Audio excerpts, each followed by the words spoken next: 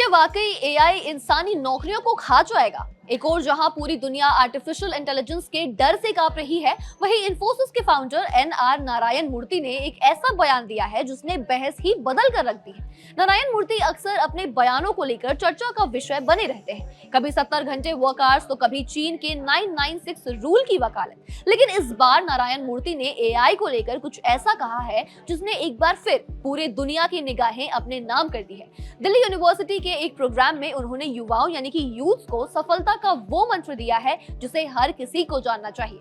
नारायण मूर्ति का कहना है कि दुनिया चाहे कितनी भी आगे क्यों ना बढ़ जाए, लेकिन इंसानी दिमाग से बड़ा और कुछ भी नहीं हो सकता है। उनका कहना है कि एआई को खतरे की तरह लेने के बजाय एक वरदान समझिए। उन्होंने देश के यूथ यानी कि युवाओं को ये सलाह दी है कि वो स्किल सीखने पर ध्यान दें और खुद को बदलती टेक्नोलॉजी के अनुसार ढालें। उनके अकॉर्डिंग सीखने की क्षमता यानी कि लर्नेबिलिटी आज के युवाओं के लिए सबसे इम्पोर्टेंट क्वालिटी है।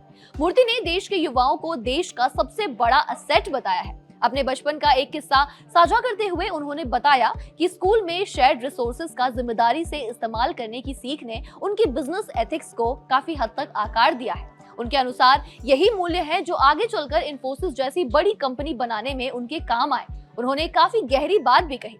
उन्होंने कहा, मैंने हमेशा एक सक्सेसफुल एंटरप्रेन्योर बनने से ज्यादा एक रिस्पेक्टेड एंटरप्रेन्योर बनने का टारगेट रखा है। उनके हिसाब से कमाई और मुनाफा सेकेंडरी है, लेकिन भरोसा और इज्जत किसी भी बिजनेस की असली पहचान होती है और बुनियाद होती है। मिड 1990 के दशक में आई एक बड़ी चुनौती का जिक्र करते हुए उन्होंने कहा कि उस वक्त एक फॉर्च्यून 100 अमेरिकी कंपनी इंफोसिस के करीब 25% बिजनेस का हिस्सा थी और जब वो क्लाइंट गया तो कंपनी को बड़ा झटका लगा था। मूर्ति ने कहा कि इस घटना ने उन्हें लॉन्ग टर्म सोचने की सीख दी और बिजनेस में डाइवर्सिफिकेशन लाने की समझ दी। नारायण मूर्ति का संदेश साफ है कि तकनीक बदलती रहेगी, लेकिन आपके मूल्य और सीखने की चाहत ही आपको विजेता बनाएगी और अंत तक लेकर जाएगी। उनका मानना है कि इंसानी सोच, क्रिएटिविटी और मोरालिटी हमेशा मशीनों से आगे रहेगी। तो आप बताइए, नारायण मूर्ति के इस बयान पर आपकी क्या राय है? क्या आप नारायण मूर्ति की इस बात से सहमत है? अपना जवाब हमें कमेंट्स में लिखकर जरूर बताएं।